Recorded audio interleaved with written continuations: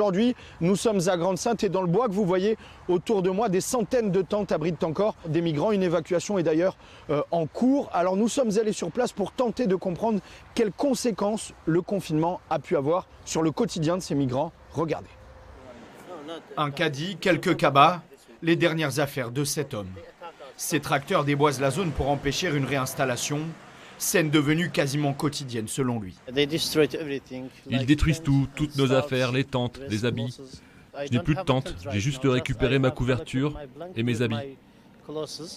Peu importe, je vais essayer de trouver une autre tente et la replanter dans les bois. Ici, impossible de mesurer la propagation du virus. Seul accès au gel hydroalcoolique, la marotte de cette association. Vous voyez dans quel état ils sont? L'état général, l'état sanitaire. Beaucoup n'ont pas de masque par exemple.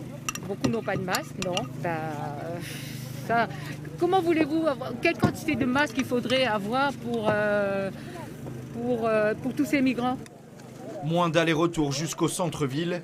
Ici aussi, les déplacements sont limités. Cet homme confie ne plus sortir comme confiné dans ce bois. La peur du virus est bien présente.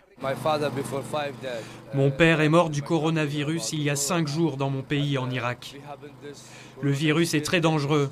Je pense que tout le monde doit faire attention. Respecter le confinement, les gestes barrières, se prémunir face au virus, autant de consignes prises ici avec ironie. Le coronavirus, je l'ai tous les jours avec cette vie. C'est très difficile, imaginez, vous restez ici dans cette jungle.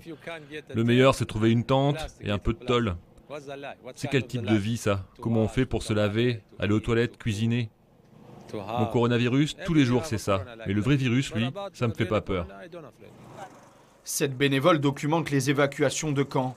Selon elle, son association aurait reçu 16 verbalisations depuis le début du confinement. Elle dénonce des pressions. On nous verbalise pour non-respect du confinement alors qu'on a toujours nos 2 attestations, donc justificatif professionnel et justificatif de déplacement. Donc, ce qui fait qu'en fait, pour nos équipes, c'est d'abord très intimidant parce que les forces de l'ordre ont une pression qu'ils peuvent exercer sur nous par le biais de ces verbalisations et qui nous empêchent de faire notre travail d'observation. Dans cette benne, les restes de quelques tentes sont évacués.